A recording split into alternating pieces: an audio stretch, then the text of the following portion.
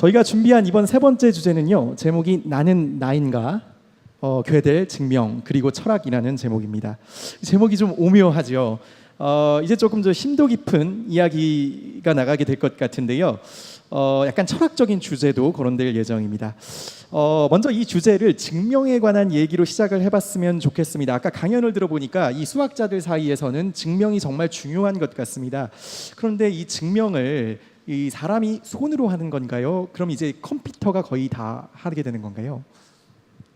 지금까지는 사람이 손으로 하는 게 많았는데 이제 아까 강연에서도 보셨지만 컴퓨터가 하는 경우는 좀 늘어나고 있잖아요. 특히 이제 이기식 교수님 전공할 연구를 그런 쪽을 많이 하시니까 그런 부분이 어떻게 발전하는지 좀 얘기해 주실 수 있을 것 같기도 한데. 참 그 어떤 분야를 일반적으로서 일반 대중을 대상으로 얘기하기 참 어려운데 그 사람들이 예를 들어서 컴퓨터로 수학을 한다 그러면 아마 계산한다라는 걸 많이 생각을 하실 것 같아요. 이준혁 교수님 한 수채석 같은 경우가 대표적인데 이게 1980년대부터 좀 바뀌었어요. 어떻게 바뀌었냐면 아까 그 케플러 컨젝처 같은 경우도 250쪽짜리 논문이 있었고 그다음에 뭐 2기가짜리 그 코드가 프로그래밍이 있었잖아요. 근데 이거를 분리했던 거죠. 그때까지만 하더라도. 근데 이거를 동시에 할 수 있는 기술이 이론이 나왔습니다. 이게 1980년대 전후에서 이론이 만들어졌고 그 이론을 바탕으로 해서 이 코크 같은 소프트웨어가 만들어졌어요. 그 안에서 이제 할 수 있는 거죠. 그러니까 현재로는 이론적으로는 수학자들이 할 수 있는 걸 다 할 수 있다. 이론적으로. 물론 이게 이제 기술적인 한계가 있어요. 아까 언급하셨지만 그 조지 곤티에가 이걸 하려니까 굉장히 새로운 것들을 많이 해야 되더라. 이런 문제가 남아 있긴 하지만 하여튼 이론적으로는 다 할 수 있다. 그렇군요. 그러면 저희 이런 질문을 한번 던져 보겠습니다. 청중분들께서도 이런 생각을 하실 수도 있을 것 같은데요. 컴퓨터가 한 증명은 저희가 믿을 수가 있는 겁니까? 100% 믿을 수 있는 겁니까? 결론만 말씀드리면 100% 믿을 수 있는 컴퓨터는 없다. 그리고 존재할 수가 없다라고 그렇습니다. 하지만 굉장히 신뢰성이 높은 컴퓨터, 소프트웨어나 컴퓨터는 만들 수 있다. 그 얘기를 좀 더 나아가서 얘기해 보면 컴퓨터가 증명에서 오류를 범할 확률은 0이라는 거를 우리가 증명을 해줘야 그래야 이 컴퓨터를 사용할 수 있는 거 아니 이런 생각도 좀 드는데요. 이계식 교수는 어떻게 생각하십니까? 지금 뭐 마지막 답을 이야기해 주셨으니까 이 답이 이제 20세기에 들어오면서 수학계에 그리고 이제 과학계에 큰 영향을 미쳤던 내용의 하나의 변형이죠. 이제 괴델이 말한 불완전성의 증명이라는 거, 어떠한 경우에도 완벽한 거가 쉽지 않다. 그러니까 단순히 우리가 그 하이젠베르그의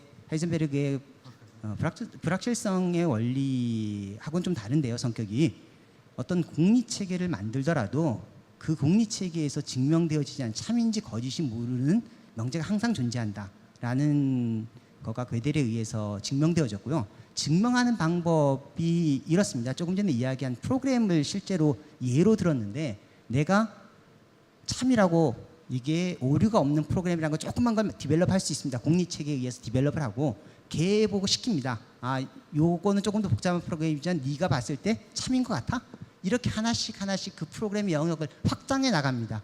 요것도 참, 요거가 참인 프로그램을 이용해서 검증한 참 이렇게 쭉 만들다 보면 논리 체계하고 마찬가지로 일종의 우리가 셀 수 있는 순서를 번호를 갖다가 매길 수 있는 그런 종류의 프로그램 집합이 됩니다. 근데 괴델이 문제 수학적으로 뭘 증명을 했냐면 이 세상의 모든 것들이 다 하나씩 이렇게 순서대로 끄집어내 가지고 다 끄집어낼 수 있는 건 아니다. 생각을 잘하면 우리가 무한히 많은 것들을 잘 챙기면 순서대로 다 끄집어낼 수 있는 것들이 굉장히 많거든요. 그러니까 뭐 예를 들어서 유리수 같은 경우에는 실제로 자연수처럼 이산적이지 않고 정말 무한보다 더 많아 보이는 것들도 순서대로 하나씩 다 끄집어낼 수 있고요. 프로그램도 실제로 굉장히 많아 보이지만 검증되어진 프로그램들은 번호를 붙일 수 있는데 그 번호에 붙여지지 않는 프로그램, 그게 증명 불가능한 프로그램이 존재한다. 이런 것들이 증명되어 있기 때문에 아주 논리적으로 따지면 그 컴퓨터 프로그램의 무오류성을 증명하는 프로그램은 찾기가 어려운데요. 대신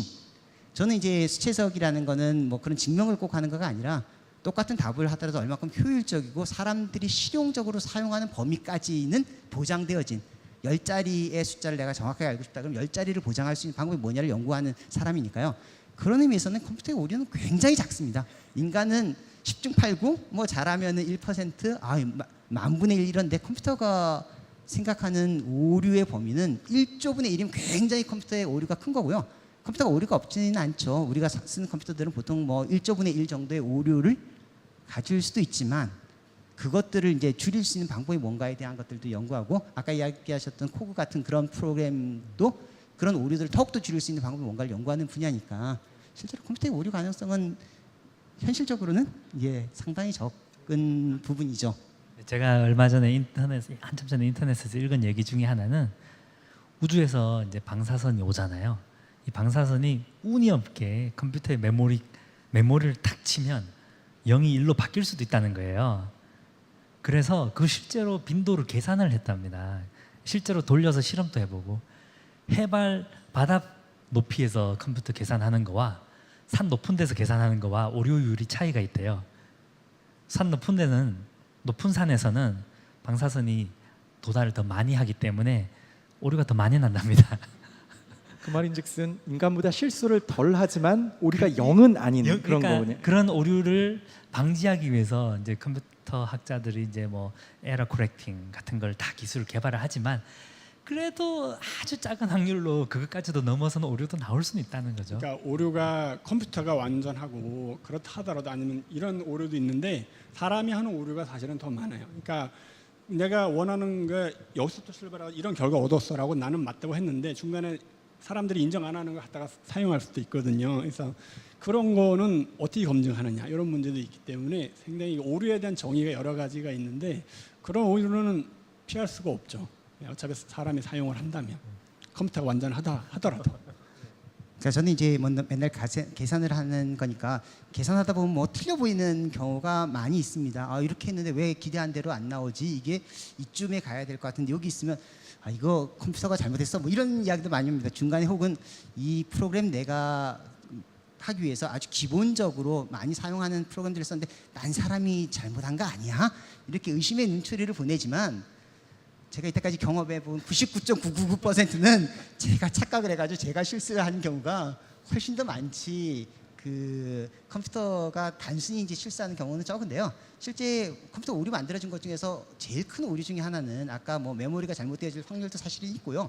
그런 것들을 일반 컴퓨터들은 그 확률이 꽤 높습니다. 몰라서 그렇지 컴퓨터를 한 달 정도 계속 켜놓은 펜티움 정도의 컴퓨터가 갖고 있는 오류는 약간 계산이 틀릴 수 있는데요. 모르고 그냥 지나갈 수 있고 대개 그런 오류가 생기면 블루 스크린을 한다든가 뭐 블루 스크린보다 더 나쁜 반응을 이제 보이고 그냥 대충 끝나도록 되어져 있는데 근데 그런 가능성은 사실은 적고 고급 컴퓨터 같은 경우에는 똑같은 일을 하는데 그런 안정성이 훨씬 높아서 1년에 한 번 정도 오류가 없도록 계산의 오류가 하는 정도를 하면 이제 값이 1000배 정도 비싸지고요. 근데 그걸 어떻게 아느냐? 그러면 아까 우리 봤던 수학계 계산들 인간이 생각했을 때 오류가 없다고 생각하는 프로그램들을 돌려봅니다. 1년씩 아까 이야기했던 뭐 1200시간을 돌려보는 이유가 단순히 호기심에 그걸 증명을 해보겠다 모든 계산을 해보겠다는 이유도 있지만 실용적인 의미에서는 새로 만든 컴퓨터가 정말 얼마만큼 오류가 없는지를 보려고 그러면 인간이 오류가 없다고 생각하는 그런 종류의 프로그램들을 갖다가 컴퓨터한테 시켜서 1년 동안 돌려봐서 오류가 없는지 이런 걸 테스트하는 데 실제로 활용을 하죠. 실제로 몇 년 전에 펜티엄 칩에 부동소점 계산에 오류가 있어가지고 실제로 그 인텔에서 뭐 리콜을 했나요? 다 고쳤죠. 예.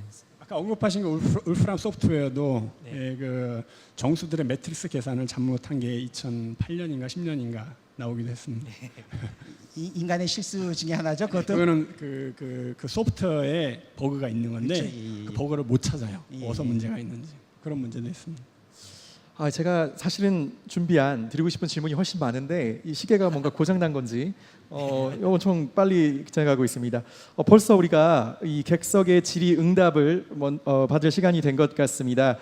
여러분들 아시다시피 지난주에 질의응답 방식이 바뀌었죠. 그 슬리도라는 사이트에 들어가서 강연 개요에 있는 코드를 입력하시고 질문도 여기에 이제 입력해 주시면 되겠습니다. 자, 그러면 저희가 그동안 들어왔던 질문들을 좀 검토해서 몇 개의 선별을 해보도록 하겠습니다. 벌써 질문들이 뭐 굉장히 여러 가지 들어와 있는데요. 지금도 혹시 질문 입력하지 못하신 분이 있으면 지금 입력하셔도 상관없습니다.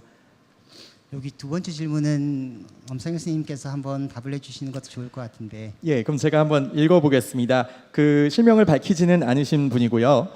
저명한 수학자들의 경우에 타고난 재능이 있다는 생각을 많이 합니다. 문제를 해결하기 위한 논리적 사고도 타고난다고 생각하시는지, 협업 이외에 논리적 사고를 높이기 위해서 어떤 노력들을 하시는지 궁금해하시네요.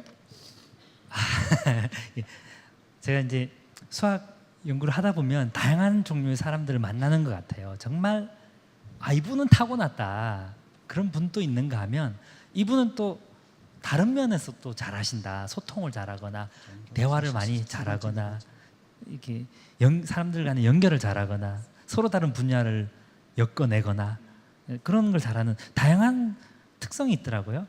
그래서 흔히 보는 얘가 수학자가 기사에 나오면 꼭 수식어를 기자분들이 천재 누구 이렇게 써서 되게 민망할 때가 있거든요.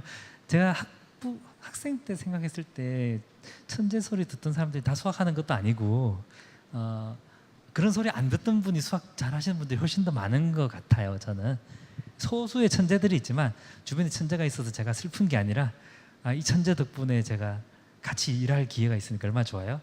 제가 만든 좋은 문제를 또 천재한테 줄 수도 있고 그래서 수학에 연구하는 방식이 여러 가지라서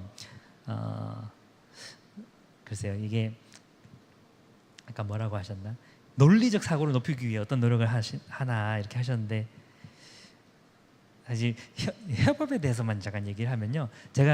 저는 사실 미국 가서 궁금했던 게 우리가 수학 공부를 할 때 머릿속으로 무슨 언어로 할까 그런 생각을 했는데요. 협업을 하려면 제가 한국말로 수학 생각하는데 영어로 얘기한 사람하고 얘기하다 보면 말이 막 안 되잖아요. 그래서 어느 순간 저도 머릿속에서 영어로 생각하는 거예요. 그렇게 해야 협업이 되더라고요. 그 정도로 이제 수학의 협업이 중요하더라.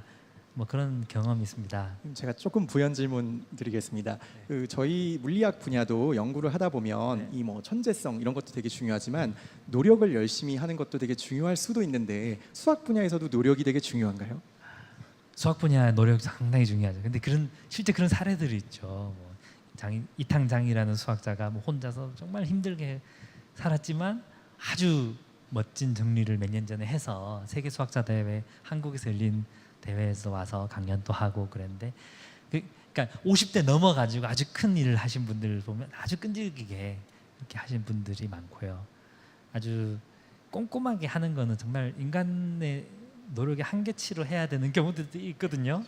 저도 지금 요즘 쓰는 논문이 70 몇 페이지인데 학생하고 같이 쓰다 보면 너무 힘들어요. 이게 하나 틀리면 뒤에 또 고쳐야 되고 뒤에 틀리면 앞에 고쳐야 되고 계속 고치는 데가 많더라고요. 그래서 이런 작업을 한 3년씩 하고 있으니까 너무 힘든데 이게 엄청난 끈기가 필요한 작업이더라고요. 그래서 노력이 필요하더라고요. 예, 잘 알겠습니다. 자, 그러면 다음 질문 또 한번 해보겠습니다. 두 가지 질문을 이어서 한번 말씀드려 볼 텐데요. 무민이라는 분이 주신 질문입니다. 혹시 어디 앉아 계시나요? 손 한번 들어주시겠습니까? 좀 쑥스러운 모양입니다. 자, 제가 읽어보겠습니다. 국제적인 수학 분야에서 수학 문제를 잘 풀었다는 평가 기준 산정 기준은 어떤 것인가요? 특정 이론 활용, 새로운 이론 도출, 전혀 예상치 못한 괴짜 방식 등 이렇게 질문을 해주셨네요. 거기에 이제 연관된 질문으로 보이는데요. 익명으로 이런 질문을 남겨주셨습니다. 수학자 입장에서 의미 있는 문제라 칭할 때 그 의미는 누구의 입장에서 평가되는 것입니까? 첫 번째는 이제까지 아무도 증명을 못했으면 어떤 방법이든 의미 있는 증명이라고 생각하는 것 같고요. 그래서 이제 컴퓨터도 도입했었던 거고.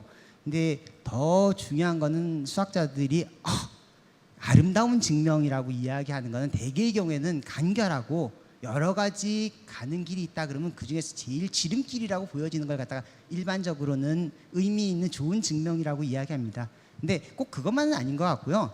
사실 의미 있는 질문이라는 걸 갖다가 조금 더 생각을 해보면 많은 수학자들의 경우에는 굉장히 다른 부분, 기하학적인 문제처럼 보여지는 문제를 풀었는데 이 문제가 개수적인 문제도 풀리고 저 동네에서도 활용되어질 수 있다, 이런 증명을 갖다가 기본적으로 선호하는 것 같습니다. 이게 이제 일반적인 그 수학의 단계인 것 같고요. 풀어야 되고 빠르고 효율적으로 풀어야 되고 적용되어지는 게 넓다면 좋다는 거가 이제 일반적인 수학자들의 가치인데요. 저는 이제 여기다 이제 조금 달리 구현을 하자면 과거에는 수학이 굉장히 이제 수학적인 영역이고 많은 경우에 수학 문제라는 거가 굉장히 전문가들, 뭐 과학자라든가 일부 사람들에게만 활용되어졌었는데 수학의 영역이 점점 더 넓어진 것 같고요. 저 같은 경우에 이제 수학을 크게 나눈다면 수학적 문제에 대해서 관심이 있는 순수 수학과 저 같은 사람은 이제 응용 수학, 공학자들이 문제를 제공해주면 그 문제를 주어진 현실의 조건 하에서 가장 이상적으로 증명을 포함해서 하는 그러니까 응용의 관점도 이제 점점 더 비중이 커진 것 같고요. 풋노트를 하나 달자면 수학자들이 의미 있다 그런 건 수학자 그룹에서 의미를 찾아야 되는데 여기에서 굉장히 중요한 건 소통 뭐 이런 거가 굉장히 중요한 것 같습니다. 우리가 이제 잘 못하고 더 앞으로 발전해야 되는 게 국제적으로 네트워크를 만들고 우리가 푸는 문제를 의미 있다고 막 설명할 수 있는 이런 역량도 굉장히 필요하지 않을까 싶습니다. 예. 혹시 그 현장에서 질문을 추가를 해주실 분이 있는지 한번 현장 질문 먼저 하나 있다면 받고 저기 손 드신 분이 있네요. 저희 마이크를 전달해 드리겠습니다. 원래 질문을 올렸는데 못 보신 것 같아가지고요. 그냥 말로 하겠습니다. 인공지능이 인간의 능력을 넘어설 수 있을까라는 거에 대해서 어떤 불가능하다고 생각을 하고 있거든요. 그래서 그 이유가 gödel의 정리에 의하면 불안정성 정리에 의하면 어차피 프로그램이잖아요, 인공지능이요. 근데 프로그램을 인간이 만들었는데 그 프로그램이 인간의 능력을 벗어난다 그런다는 거는 모순인 것 같거든요. 또 하나는 만약에 그 프로그램이 인간의 능력을 벗어날 수 있다 그러면 이미 그 프로그램 안에 그 능력도 포함되어 있어야 되는 것이니까 그거는 또 다른 모순이라고 생각을 하거든요. 그 문제에 대해서 어떻게 생각하시는지요? 어려운 질문인데요. 제가 답을 하기보다는 저는 기본적으로 동의합니다. 근데 이제 제보다는 직관이 훨씬 더 많으신 분이 하신 말인데 펜로우즈라고 영국 그 물리학자, 수학자신 분이 95년대 책을 하나 쓰셨어요. 그 책 제목이 좀 기억이 안 나는데 그분이 그런 얘기를 합니다. 그 컴퓨터에 마음이 생길 것인가 그런 얘기를 하면서 본인은 좀 부정적이다라고 하면 여러 가지 근거를 기대세요. 저도 정확히는 못 읽어봤는데, 근데 그 반면에 강인공주의자들이 하는 얘기들이 있습니다. 그거는 뭐냐면 사람들이 하여튼 생각하거나 하여튼 뇌에서 하는 활동들을 전부 다 컴퓨터 알고리즘으로 만약에 풀어낼 수 있다면 최소한 인간하고 같은 능력을 갖게 되는 거죠. 근데 이제 그 점에 있어서 그 펜로우즈 그분은 동의를 안 하죠. 예.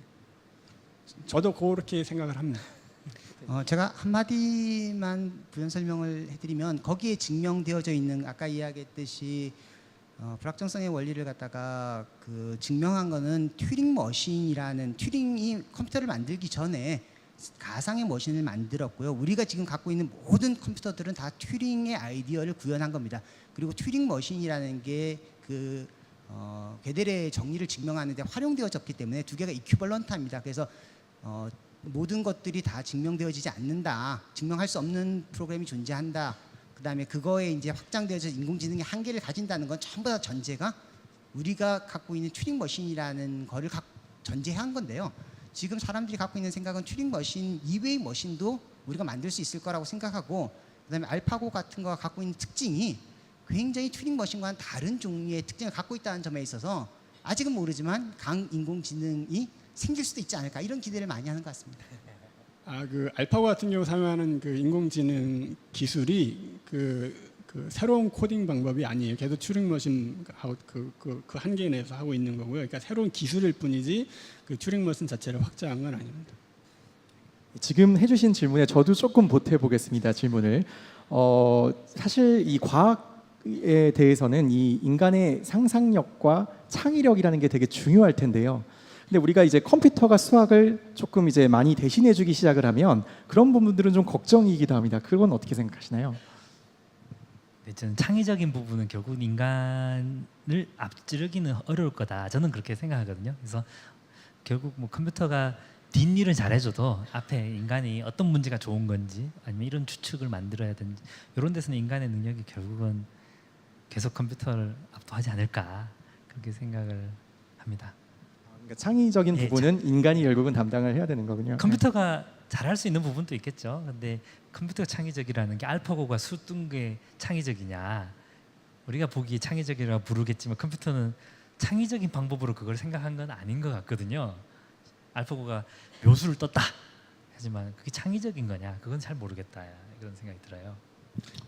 그렇죠. 그 알파고가 하다가 내가 이런 한계가 있으니까 내가 업그레이드를 해야 되겠어. 이거는 안 되거든요. 근데 사람은 새로운 이론을 만들어내서 그 다른 형태의 그 이론을 발전시키면서 그 안에서 더 많은 걸 하기도 하거든요. 근데 그거를 컴퓨터가 예를 들어서 알파고가 발전해가지고 내가 이 정도는 한계가 있으니까 나를 스스로 업그레이드를 해야 되겠어.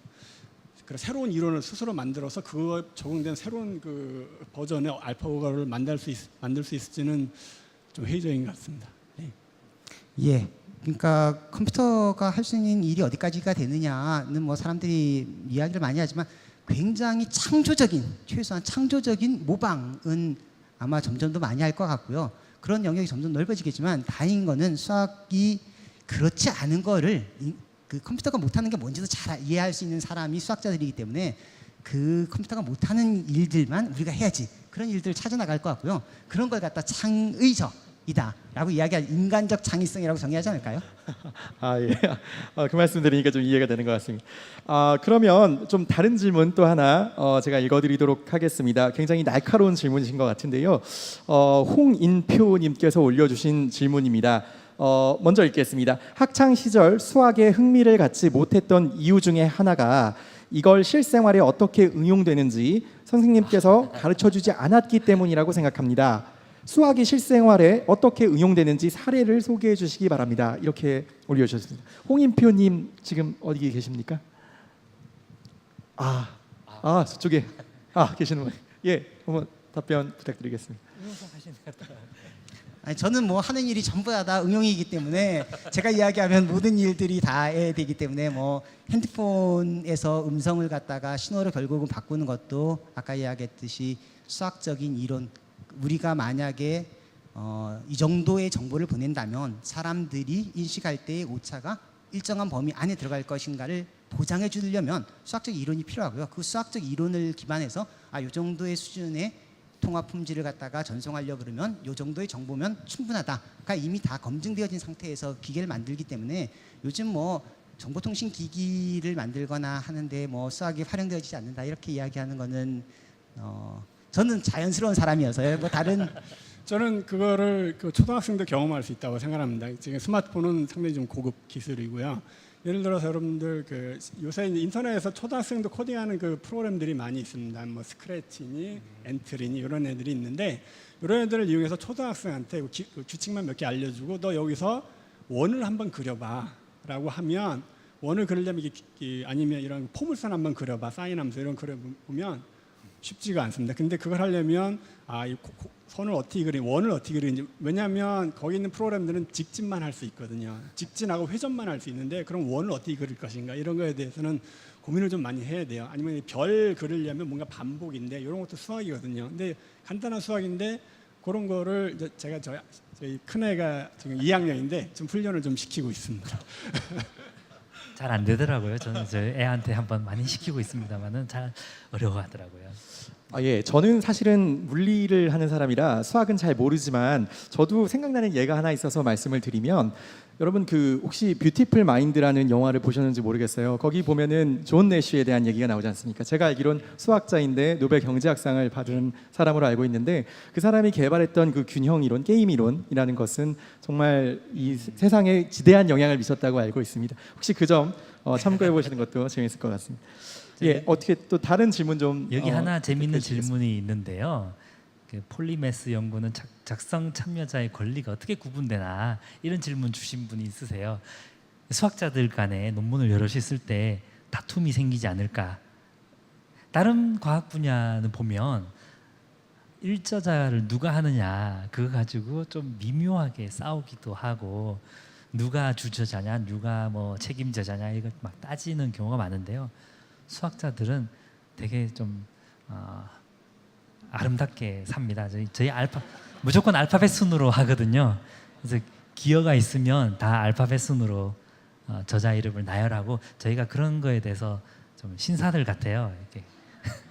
그래서 제 친구 한 명은 나중에 유학 가더니 내가 괜히 이름을 LEE로 했어 하면서 중간에 갑자기 이름을 ALEE로 바꾼 거예요. 뭐 일자자 재고 싶어서.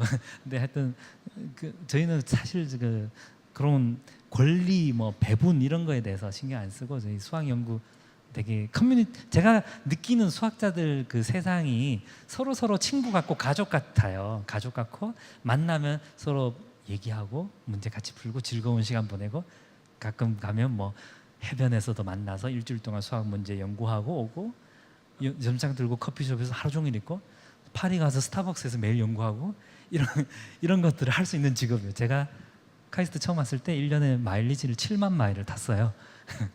해외에 막 불러주는 데 가고. 그래서 재밌는 직업입니다. 정말 부럽습니다. 저는 실험물리학자로서 24시간 장비 앞에 붙어있기 익숙한데 아유. 예, 그러면 좀 더 가벼운 질문도 한번 받아보겠습니다. 신민주님이 보내신 질문인데요.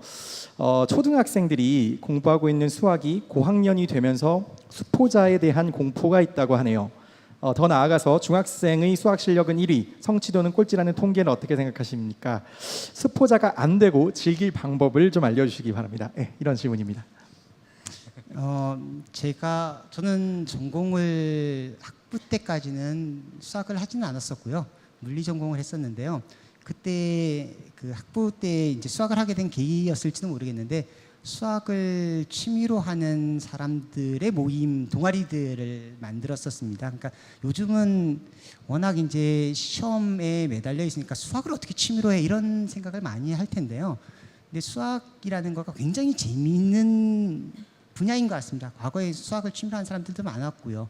근데 이거를 아무리 재밌는 거라 하더라도 아무리 바둑이 재밌는 거라 하더라도 아마추어가 아니고 그걸 매일 시험 보고 입단해야 된다고 시험 보면은 저는 바둑 줄 수 있을까 싶은 생각이 들거든요. 그러니까 학생들한테 우리는 수학을 맨날 이제 시험 보고 쟤보다 잘해야 된다 이런 이제 식으로 강요를 하니까 수학에 이제 재미가 있는 것도 금방 재미가 있긴 하지만 내가 해보니까 다 1등 할 수는 없으니까 재미를 잃는 것 같아요. 그래서 방법이 정답이 뭔지 잘 모르겠습니다. 이건 뭐 수학만의 문제가 아니고 우리 사회가 교육이라는 게 너무 경쟁적으로 가니까 제가 나서서 뭐 딱 수학을 이렇게 하면 세상이 좋아진다라고 이야기할 수 없는데 한 가지 이제 방법 중에 하나는 그 수학 공부를 할 때 이야기를 해서 자기가 배운 거를 다른 사람한테 이야기하고 친구한테 설명해 주는 거는 저는 굉장히 중요하다고 생각해요. 수학을 전공하더라도 이제 아까 협업이라는 게 중요하다 그러는데 자기 생각하는 걸 잘 표현하는 것도 중요하고요. 그리고 뭔가 가르쳐 주면서 스스로 깨달는 점도 중요하고 수학의 문제를 갖다가 단순히 푸는 거가 아니라 이렇게 손으로는 학생들이 굉장히 잘하는데 네가 한 거 설명해봐 이렇게 하면 굉장히 어려워하거든요. 그러니까 그러면서 스스로 생각해보는 훈련도 되어지고 그다음에 자기가 배운 거를 다른 친구들한테 가르쳐 줄 수 있다는 것도 제가 뭐 수학 전공을 이후에 해서 가르친 선생님으로 있어서 그런지 모르지만 수학의 즐거움을 느낄 수 있는 굉장히 중요한 방법이고 잘 이해하는 제가 과거에 수학을 잘 못했기 때문에 가르치면서 이렇게 배울 수 있구나 하는 걸 느껴서 학생들도 제가 점수를 올려주지 못하지만 조금 더 친구들과 수학에 대해서 이야기하고 설명해주고 이런 기회를 가지면 어떨까 하는 생각이 드는데요. 정말 좋은 팁인 것 같습니다. 예. 아직 여기도 질문이 많이 남아있지만 저희 현장에서 질문을 좀 더 받아보는 것도 괜찮을 것 같은데 혹시 질문을 희망하시는 분 있으면 어떻게 손을 좀 들어주시겠습니까? 혹시 더 있으신가요 현장에? 없으십니까? 예, 여기 있으시네요. 마이크를 좀 부탁드리겠습니다.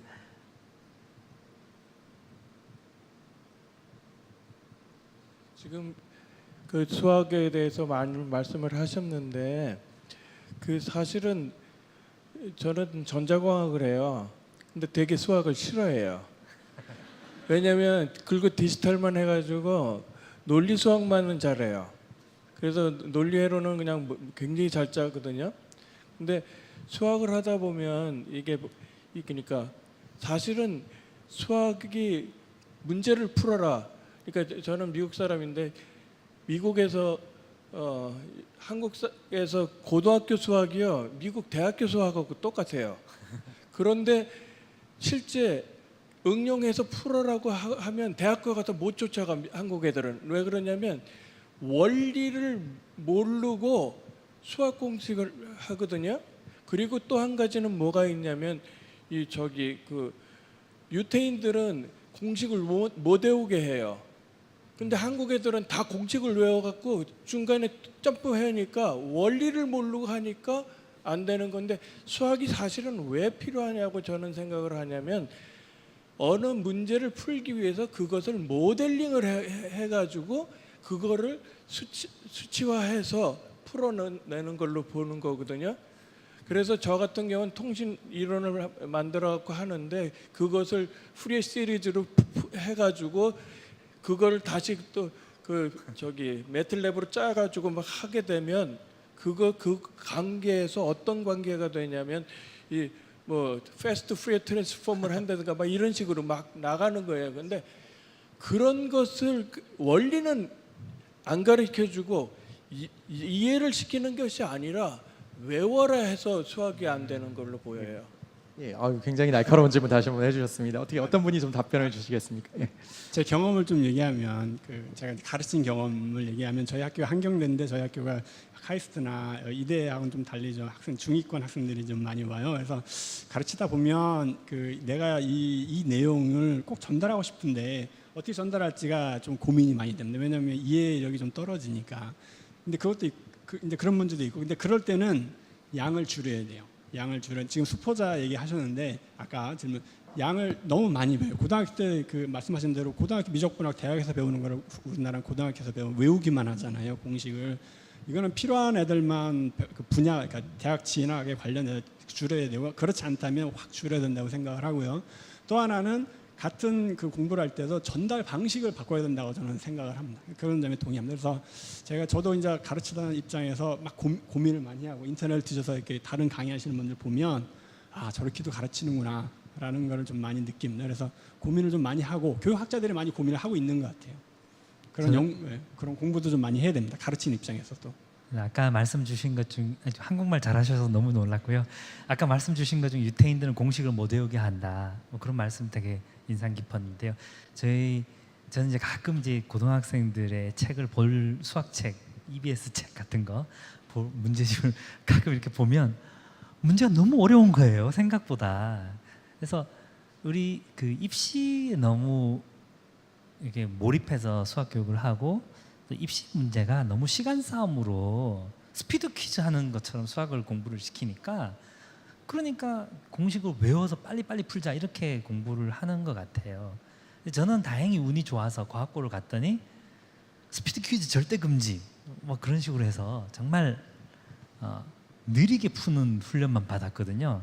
그래서 그게 저한테는 엄청 큰 도움이 됐었어요. 그래서 저는 사실 일반 학교 수학 시험이나 뭐 대학 입시나 이런 데서 느리게 적은 수의 문제만 긴 시간으로 푸는 그런 훈련을 한다면 좀 달라질 수 있지 않을까, 그렇게 생각을 합니다.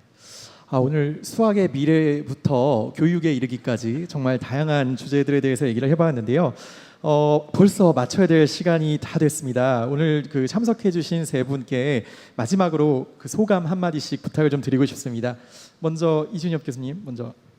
예, 수학 토론이라는 게 카오스 재단에서도 염려하셨듯이 쉬운 이야기가 아니고 어려운 이야기지만, 그래도 이런 기회를 통해서 여러분들하고 소통하고 또 뭐 질문 주신 거에 대해서도 소통할 수 있는 기회라고 생각해서 굉장히 저는 뜻깊게 생각했습니다. 예. 네. 너무 재미있었고요. 어디 가서 이런 얘기를 할까, 일반 대중과 정말 의미가 깊었고, 그다음에 제가 평상시에 고민했던 얘기, 그 내용과도 좀 많이 공통되는 얘기도 있어서 뭐 이렇게 의견을 표현할 수 있었던 게 너무 반가웠습니다. 예. 저 같은 경우에 사실 재단 담당자분께서 가장 많이 걱정을 해주셨어요. 처음에 기획하시면서 제일 먼저 전화 주셔서 수학에 대해서 정말 하실 수 있는 거죠? 이렇게 얘기하셨고요. 저희 이제 수학 분야에 대해서는 대중 강연이 좀 많지 않은데 좀 어려운 내용이었을 수도 있을 것 같고, 또 물리나 화학이나 생물들은 좀 어려운 얘기도 하는데, 수학은 조금만 어려워도 나 수학 싫어해 이런 반응이 많기 때문에 좀 그런 게 어려운 점이 있는 것 같아요. 근데 앞으로 이런 경험해 보니까 앞으로도 기회가 있으면 잘 할 수 있을 것 같다, 이런 생각도 듭니다. 예, 세 분께 다시 한번 큰 박수 부탁을 드리겠습니다. 예.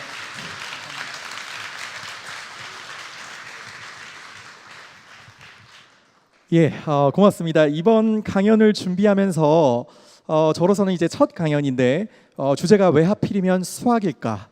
대중들에게 조금 어렵지 않을까 이런 생각을 했던 게 솔직히 사실입니다. 근데 오늘 이 토의를 하고 보니까 굉장히 제가 모르는 것들에 대해서도 많이 알게 되었고 뭔가 이 철학적인 부분들과도 있다는 생각이 들면서 저도 정말 오늘 많이 배워가는 보람찬 하루였던 것 같습니다. 먼저 다음 주 강연 그 소개를 하기에 앞서서 재단에서 요청한 광고를 알려드리겠습니다. 11월 5일에 일요일입니다. 영국 왕립학회에서 석학 두 분이 우리 카오스 강연을 위해서 참석하신다고 합니다. 현재 홈페이지에서 신청을 받고 있는데 이미 200명이 넘게 신청을 하셨다고 하니까 혹시 관심이 있으신 분들은 서두르셔야 할 것 같습니다. 그리고 참고로 3강의 패널로 나와주셨던 뇌과학자 김성현 교수님께서 사회자로 또 출연하실 계획입니다. 그리고 이제는 화면에 다음 강의의 예고가 나가고 있습니다. 다음 주는 우리 카오스 재단이 사전에 실시한 미니 강연 중에서 가장 재밌었던 강연이라고 합니다. 바로 포스텍 박문정 교수님의 인공근육, 애벌레에서 아이언맨 수트까지라는 주제로 강연을 해주실 예정입니다. 굉장히 미래적인 소재인데다가 패널 분들도 굉장히 쟁쟁한 분들이 나오실 예정이니까 여러분들 기대해 주셔도 좋을 것 같습니다. 이제 정말 마무리를 할 시간입니다. 저는 이 모두에 말씀드렸다시피 이 공개 강연 사회라는 것이 처음인데 여러분들 어떠셨는지 모르겠습니다. 너무 어색하지 않으셨을까 걱정이 되는데요. 다음번 강연 때는 조금씩 한 걸음씩 더 나아지는 그런 모습 보여드릴 수 있도록 노력하겠습니다. 지금까지 김근수였습니다. 감사합니다.